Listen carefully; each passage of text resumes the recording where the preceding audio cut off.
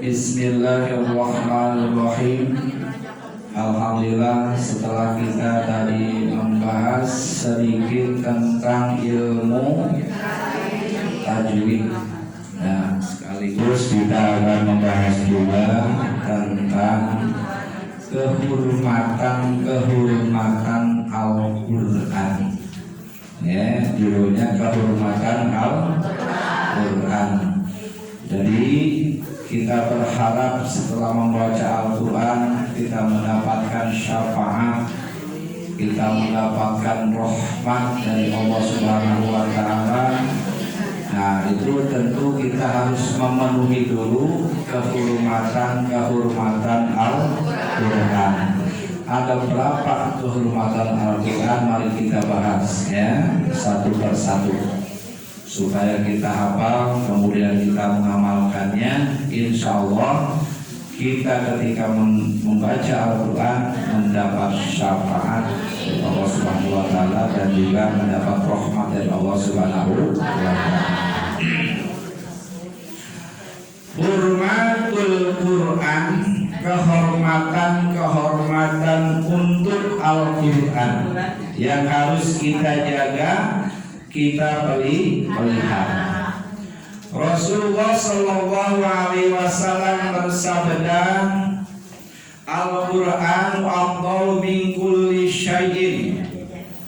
Al-Quran itu adalah lebih afdal dari sesuatu, ya, dari segala sesuatu. Yang afdal adalah Al-Quran, karena Al-Quran itu adalah kalam.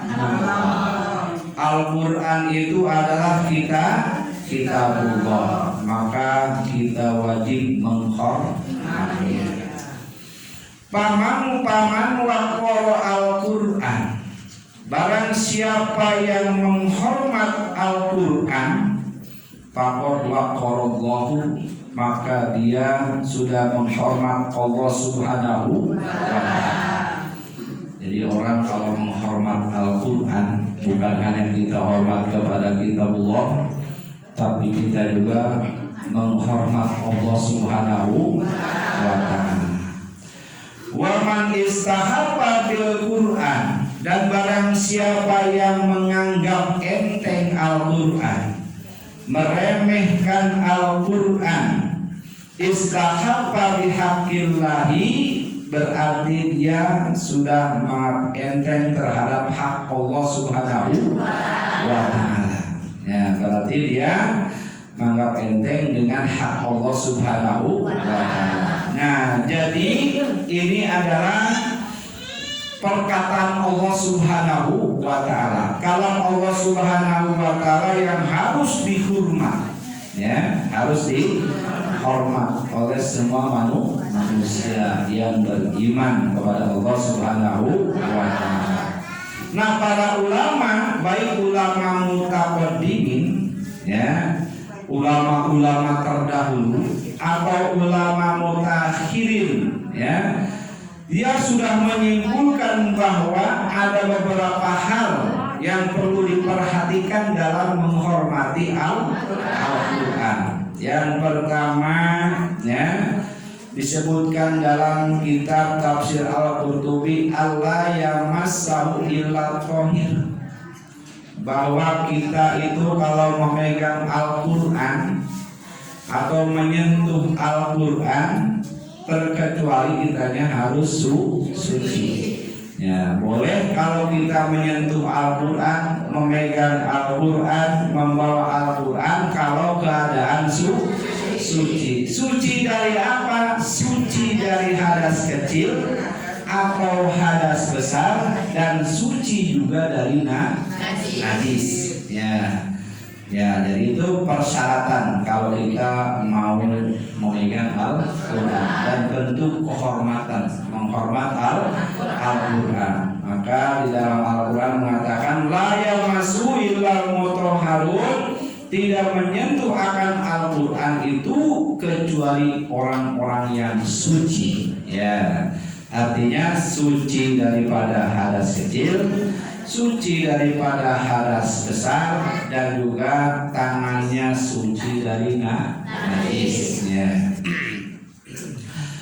Nah, di sini ada beberapa hal yang berkaitan dengan tidak boleh menyentuh Al-Quran kecuali dalam keadaan suci. Nah, daripada hadas kecil, hadas besar atau najis. Yang pertama, tidak boleh dia menyentuh huruf-huruf Al-Quran. Ya, itu Al-Quran ada hurufnya, mulai dari Bismillahirrahmanirrahim sampai Qul a'udzu birabbin nas. Itu adalah huruf-huruf Al-Quran. Tidak boleh disentuh kalau tidak dalam keadaan suci. Ya. Tidak boleh juga menyentuh kertas pinggirnya yang tidak ada tulisannya. Ya, seperti contoh. Nah, ini Al-Quran. Di dalam Al-Quran ada pinggir yang tidak ada tulisannya. Nah, ini tidak boleh disentuh. Nah, tadi yang ada hurufnya, di dalam Al-Quran yang ada hurufnya. Nah, hurufnya ini tidak boleh disentuh. Dan juga kertas yang di pinggirnya tidak boleh disentuh kalau tidak suci. Tidak boleh juga menyentuh kulit atau jilid. Nah, jilidnya ini jilid tidak boleh disentuh. Ya, kaparnya ini tidak boleh disentuh. Ya, kalau kita tidak suci. Ya. Kemudian juga tidak boleh juga menyentuh peti tempat Al-Quran atau lemari khusus Al-Quran. Seperti itu di dalam masjid itu ada lemari khusus Al-Quran yang di dalamnya ada Al-Quran. Maka kalau kita tidak suci menyentuh lemarinya saja tidak boleh. Kalau lemari itu dikhususkan untuk Al-Quran dan di dalamnya ada Al-Quran. Ya, karena ada lemari khusus Al-Quran tapi kosong. Nah, itu mah tidak apa-apa. Tapi kalau di dalamnya Al-Quran maka tidak boleh disentuh. Nah, itu mengenai menyentuh Al-Quran. Kemudian ayat yang kedua, ayyunadhifa famu minan najasati wa min rihil karih. Harus bersih, ya, harus bersih dari najis. Famun, nah, jadi mulutnya itu harus bersih minan najasati, dari najis. Mulut yang kita gunakan untuk bacaan Al-Quran. Ya, barangkali di mulutnya gusinya berdarah, ya, jangan bacaan Al-Quran. Atau habis dicabut gigi darahnya keluar terus, misalkan, ya, jangan baca Al-Quran karena di dalamnya ada najis. Wa min rihin karihin, dan juga dari bau yang tidak nyaman. Ya, mulut dan bau dari seperti kita habis makan impor, makan teh, habis merokok, mulutnya bau, tidak boleh baca Al-Quran. Nah, ini adalah bentuk penghormatan terhadap Al-Quran. Kalau kita mau baca Al-Quran, bersihkan dulu mulut kita. Ya, bukannya nggak boleh makan jengkol, makan pete boleh, tapi setelah itu kita baru bersihkan. Ya, lalu kita baca Al-Quran. Nah, ini salah satu bentuk penghormatan Al-Quran. Kita menghormat Al-Quran, adab-adab terhadap Al-Quran. Ya.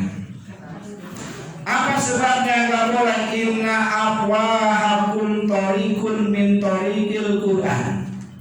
Karena daripada mulut kalian itu jalan.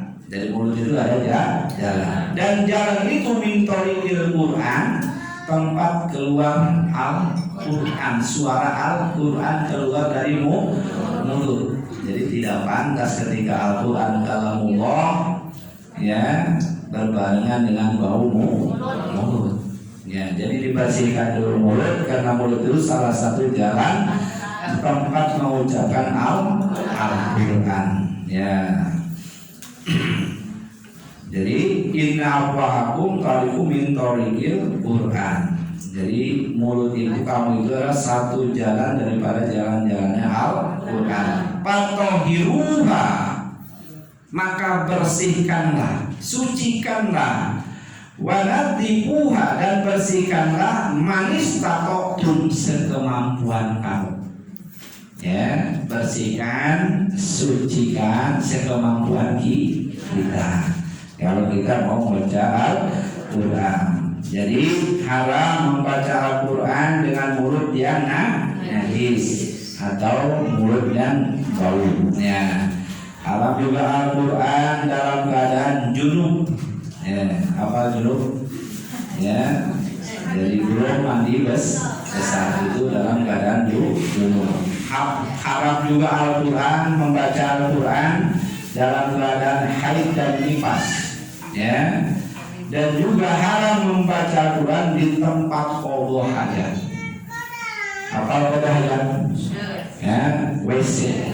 Ya, tempat buang air besar. Kalau kita baca Al-Quran di situ haram. Lalu bagaimana sekarang ini kan rata-rata tempat mandi tempat qadha hajat sudah jadi satu.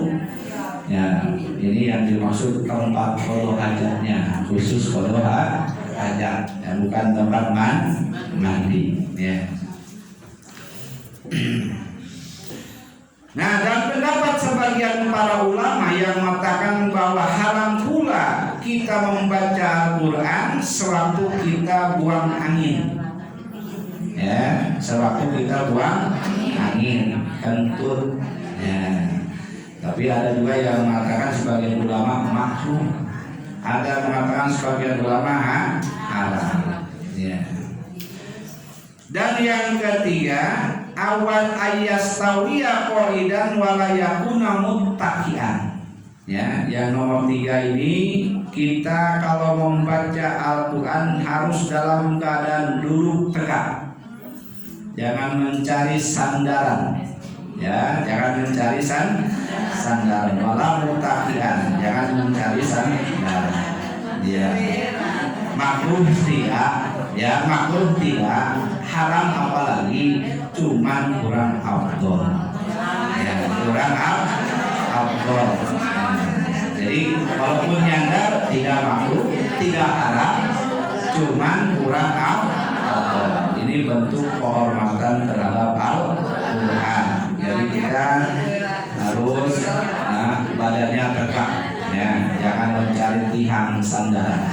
Ya, terkecuali madarat, ya, terkecuali madarat. Yang nomor 4, hayyal rasa siaban nadhibin wa tajammulin li'annahu munajil rabbahu. Jadi membaca Al-Quran itu harus memakai pakaian yang bersih. Pakaian yang bersih, menutup aurat, ya. Wa tajammulin, dan yang indah, yang bagus, ya, yang paling bagus kita pakai, ya, ketika membaca Al-Quran. Kenapa? Li'annahu munajil rabbahu, karena orang yang membaca Al-Quran itu sedang munajat terhadap Tuhannya, ya, sedang munajat terhadap Tuhannya. Jadi sedang berdialog dengan Allah Subhanahu wa Ta'ala. Tidak pantas kalau pakaiannya compang-camping, apalagi membuka aurat. Ya. Berapa tadi? Nomor 5, wa yastaqbilal qiblata. Nah, sunnah menghadap kiblat, li'annahu asyraful biha, karena kiblat itu yang paling mulianya arah dibandingkan dengan arah barat, arah timur, arah utara, arah selatan. Yang paling mulia arah barat atau arah kiblat. Nah, untuk di Indonesia kiblat agak belok sedikit ke arah kanan. Itu kiblat untuk posisi negara Indonesia. Nah, kenapa? Karena soalnya kalau kita menghadap kiblat mendapat 2 pahala. Ya, mendapat 2 Yang pertama pahala membaca Al-Quran. Yang kedua duduk menghadap kiblat itu mendapat pahala. Tapi kakinya jangan dilonjorkan ke depan.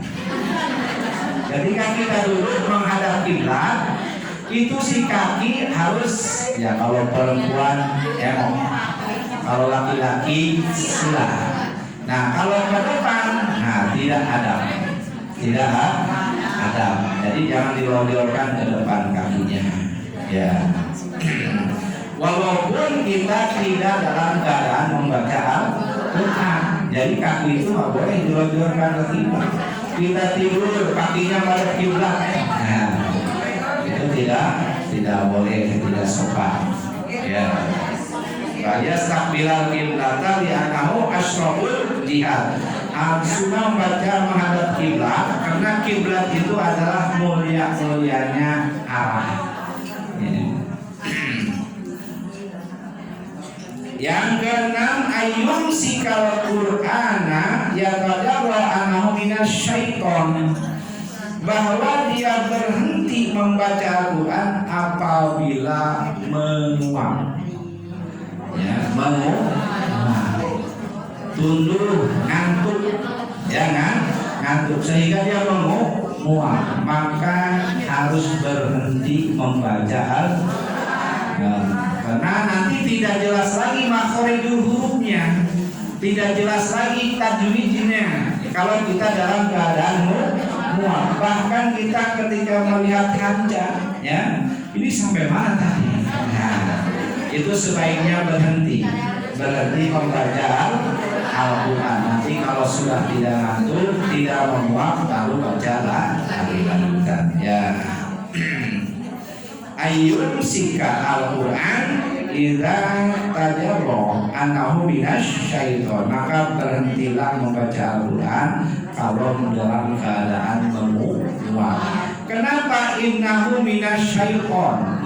Muat itu datangnya dari setan, menggoda kita supaya berhenti, ya, menggoda kita. Cuman daripada tajwidnya tidak benar, menyebut hurufnya tidak benar, maka sebaiknya berhenti membaca Al-Quran, tunggu sampai kita tidak ngantuk. Yang ketujuh, ayasta'idza billahi minasyaiton inda ibtidaihi. Kita harus memohon perlindungan kepada Allah dari setan ketika kita membaca Al-Quran dengan membaca a'udzu billahi minasyaitonir rajim. Nah, jadi kalau kita membaca Al-Quran harus tahu a'udzu billahi minasyaitonir rajim. Sunnah atau yang sempurnanya a'udzu billahi samil alim minasyaiton, a'udzu billahi samil alim minasyaiton. Nah, itu yang sempurna. Kemudian yang ketujuh, Allah yaqra'al qira'ata sa'atan wali makanil adami wali mukallimatil adami. Tidak boleh membaca Al-Quran dipotong-potong, ya, karena kita ada keperluan ngobrol sesama manusia. Misalkan jualan sepi baca Quran. Bismillahirrahmanirrahim. Berapa ribu? Ya, 2.000. Oh iya, saya. Alhamdulillahirabbil alamin. Kalau ini berapa? 3.000. Tidak boleh. Jadi kalau mau dagang, kalau baca Al-Quran beda, harus khusus baca Al-Quran. Beda dengan baca sholawat. Dikir, baca sholawat boleh, ya. Ya kalau ini nganggur tapi kita baca sholawat, baca la ilaha illallah. Jangan baca Al-Quran sambil ngobrol, ya. Bukan hanya di warung, misalkan di rumah, ya. Ini ya, sama anak atau sama siapa, ya suka ada yang nanya, gitu. Nah kalaupun terpaksa, maka ketika kita memulai harus a'udzu billahi minasyaitonir rajim. Tahu lagi, bukan bismillah. Kalau bismillah awal surat, ya, Nah, misalkan kita baca Qul Nas. Bismillahirrahmanirrahim. A'udzubillahi minasyaitonir rajim. Bismillahirrahmanirrahim. Maka a'udzuna kalau udah terselang lama harus baca a'udzubillahi minasyaitonir rajim. Allah yang wakil atas saat jangan membaca Al-Quran sepotong-sepotong limu kalimatil adabi karena ngobrol dengan manusia. Kalau itu terpaksa kita mulai lagi baca a'udzubillahi minasyaitonir rajim. Kemudian yang ke-9, Allah yaqra'a bitajiri wa tadbir wa tadbir wa tahsin wa tafahumi wa isma'in nafsi. Dia membaca Quran itu harus perlahan, ya, perlahan yang cepat. Karena kalau cepat nanti takut salah membaca. Kemudian juga membaguskan bacaannya, ya. Artinya tajwidnya benar, makhrajul hurufnya benar, sifatul hurufnya benar, panjang pendeknya benar, ya. Tahsin itu namanya tahsin. Wa tafahumin dan juga paham apa yang dia baca. Ya, paham. Wa isma'un nafsi dan harus terdengar oleh diri sendiri.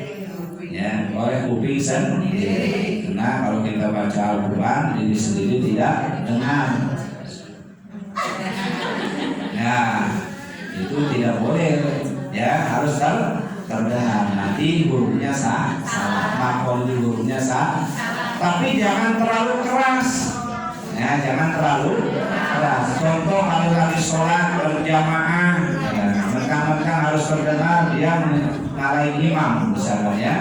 Nah, tidak boleh. Atau yang di sampingnya terganggu, atau di sampingnya konsentrasinya terganggu dengan suara kita. Ya, kita kira-kira aja. Bismillahirrahmanirrahim. Ya, pokoknya terdengar oleh kuping sendiri. Tapi tidak boleh tidak terdengar, tidak boleh terlalu keras juga mengganggu konsentrasi yang sebelahnya. Maka baca Al-Quran itu harus terdengar dengan kuping sendiri. Kemudian yang nomor 10, idzan tahat qira'atahu fayaqulu shadaqallahul adzim wa ballagha rasuluhul karim wa na'ala dzalika minasyahidin. Kalau sudah selesai minimal shadaqallahul adzim. Ya, sempurnanya shadaqallahul adzim wa ballagha rasuluhul karim wa nahnu 'ala dzalika minasyahidin.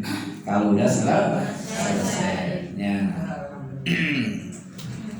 Kemudian ayat Al-Quran nomor 11. Ayat Al-Quran alat tartib. Jadi baca Quran itu harus berurutan, khususnya suratnya harus berurutan. Misalkan pertama Al-Baqarah, kemudian kedua Ali Imran, ketiga misalkan Ali 1 sampai ke Anas. Jangan dibulak-balik, dicampur. Ya, mana yang senangnya dia baca itu misalnya, ya. Nah, tapi kalau kita adalah niat baca Al-Quran untuk seluruh Al-Quran, maka harus berurutan. Begitu juga bacaan di dalam sholat. Ya, misalkan rakaat pertama baca Al-Nasroh, rakaat keduanya Wal-Duha. Nah, itu tidak berurutan, ya. Jadi harus berurutan. Ya, makruh tidak, haram juga tidak, cuma kurang awal. Ya, jadi kalau kita rakaat pertama Wal-Duha, yang kedua Al-Nas, rakaat pertama Al-Hakumu At-Takasur, yang keduanya adalah Wal-As. Jadi berurutan, ya. Ayat Al-Quran alat tartib. Kemudian yang ke-12 ayat al-mushaf ala makani qadil murtafil au fi hujrihi. Menyimpan Al-Quran itu di tempat yang suci dan juga yang tinggi.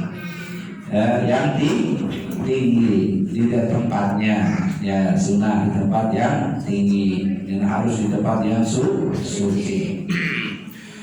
Kemudian yang ke-13, al-yamul Qur'an min lauhin bil lugasi walatin yasilu bil ma'in tahir. Ada tulisan Al-Qur'an di papan tulis.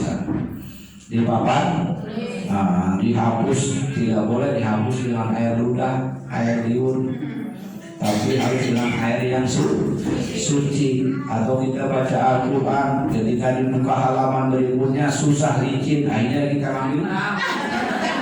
Nah, tidak boleh. Kalau buku biasa nggak apa-apa, tapi kalau Al-Quran jangan pakai liur.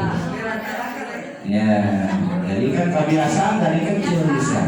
Ya, ketika buka halaman ketiga atau berikutnya licin tangannya, akhirnya terpaksa ambil nah itu tidak boleh.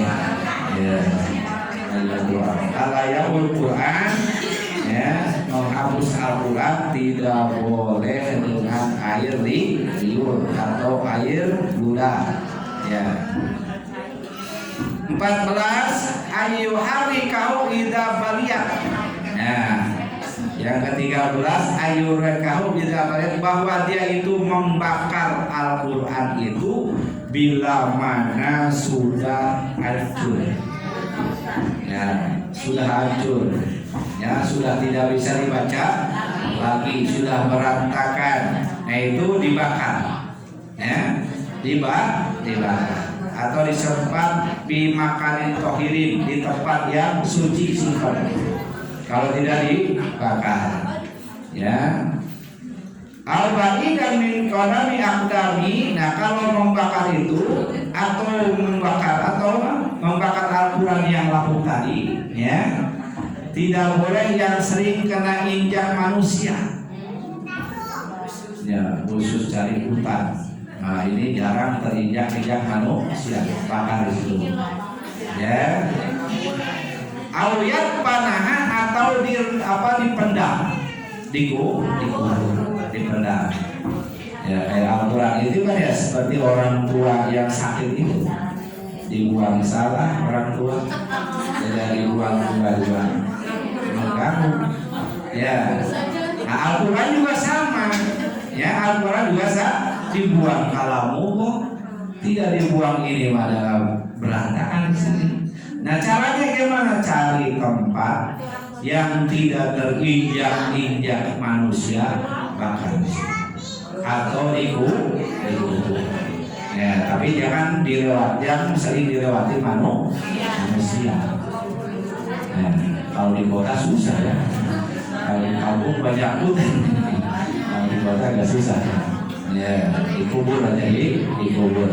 Ya. Ya. Di samping rumah itu. Yang tidak terlewati atau terinjak manusia. Ya. Jangan di jalan situ, jangan. Ya. Kemudian ayat ke-15 ayyutiya ainaihi haqqahuma minan nadhari. Ya, bil mashab, bahwa dia memberikan untuk mata kita, hak untuk mata daripada memandang Al-Quran. Ya, membaca Al-Quran itu lebih baik dibaca seperti kita baca langsung. Kenapa? Menunaikan hak mata. Jadi mata itu berfungsi untuk melihat kita, walaupun kita Yasin sudah hafal, ya, tapi sunnah untuk dibaca. Kenapa? Mata berhak untuk membaca Al-Quran. Jadi ada nilai pahala untuk mata. Mata kamu dipakai apa ketika hidup di dalam dunia? Nah, membaca Al-Quran. Nah, kalau kita hafal, membacanya nggak membaca. Walaupun kita hafal, tapi sunnah dibaca. Ya, ini dalil untuk yang tidak hafal. Ya, ayo dia ainaihi. Ya, maka dia memberikan akan hak matanya itu daripada membaca Al-Quran, dan juga mensyukuri nikmat mata. Ketika kita diberikan mata yang sempurna oleh Allah Subhanahu wa taala, di antara bentuk syukur mata kita itu adalah melihat Al-Qur'an atau membaca Al-Qur'an. Yang kedua juga adalah untuk menutupi kesalahan mata. Ketika mata kita banyak melihat yang tidak benar, mata kita banyak salah, maka bisa ditebus dengan membaca Al-Qur'an. Melihat aurat orang lain tidak boleh ya. Dosa kan kecil. Ketika kita membaca Al-Qur'an, si dosa kecil itu kehapus dengan membaca Al-Qur'an. Tapi kalau kita hafal terus berarti tidak, hak mata tidak terpenuhi. Ya, jadi walaupun sudah hafal, tetap harus dibaca, menunaikan hak kedua mata kita. Karena Rasulullah SAW bersabda, "Afdhalul ibadati ummati qiraatul Qur'an nadhara." Paling umul ibadah umatku membaca Quran sambil dilihat. Membaca Quran sambil dilihat hurufnya, ya. Kemudian yang ke-16, al-layatadabbaruan bi ru'yatihi wa nafsihi. Jangan hendak menakwil Quran itu dengan pikirannya atau dengan nafsunya. Jadi kalau kita mengartikan Al-Quran ya, tanpa dengan ahlinya, ahli tafsir ya, dengan pikirannya sendiri diartikan, itu minal kabair, dosa besar. Karena yang menjelaskan Al-Quran itu adalah diantaranya Rasulullah Sallallahu Alaihi Wasallam dan juga para sahabat. Nah, dibubuhkan dengan kitab tafsir. Jadi jangan kita mengartikan sendiri sesuai dengan pikiran kita, bahkan dengan nafsu kita, tidak boleh. Itu kategori dosa besar. Yang ke-17, ayusrofa ditawanil Quran. Jangan berlebihan melakukan Al-Quran. Ya, misalkan kiroah, ya, koriah. Nah, jadi terlalu panjang, ini berapa harkat, bisa 10 harkat, misalkan dia saking suaranya nafasnya panjang. Tidak boleh berlebihan. Ya, tidak boleh berlebihan melakukan Al-Quran ya, sehingga keluar dari aturan cara membacanya. Nomor 18, ayyujawida khotohu idza katabahu. Maka dia harus membaguskan tulisannya ketika menulis huruf Al-Quran. Jangan asal-asalan ya, ketika kita menulis huruf, misalkan kita nulis Bismillahirrahmanirrahim, sebagus-bagusnya kemampuan kita, jangan asal-asalan. Ini kalam Allah ya. Ke-19, Allah yaqra fil aswaqi au mawadi al-laqati. Tidak boleh membaca Quran di pasar. Nah, di pasar itu tempat maksiat. Banyak yang ngurangi timbangan, yang nambahin ini, banyak yang berbohong. Ini berapa bang? Ini 100.000, ya 50.000. Belinya belum dapat, padahal belinya 20.000. Banyak ya berbohong. Nah, timbangan 2 kilo, sampai di rumah timbang lagi kurang 1 on. Nah, makanya ini para ulama menganggap pasar itu tempat yang jelek. Maka tidak boleh membaca Al-Quran di pasar atau di tempat bermain. Ya, tempat bermain kita baca Al-Quran biar dianggap soleh, bukan tempatnya. Jadi beda dengan pembacaan yang lain. Kalau khusus Al-Quran ditentukan orangnya harus suci, harus madhab kiblat, atau bajunya harus bagus, ya, juga mulutnya harus bersih dan sebagainya. Kenapa? Ini adalah kitabullah. Ini adalah bentuk menghormat Al-Quran. Yang terakhir, ayatihahu kullama khotomahu.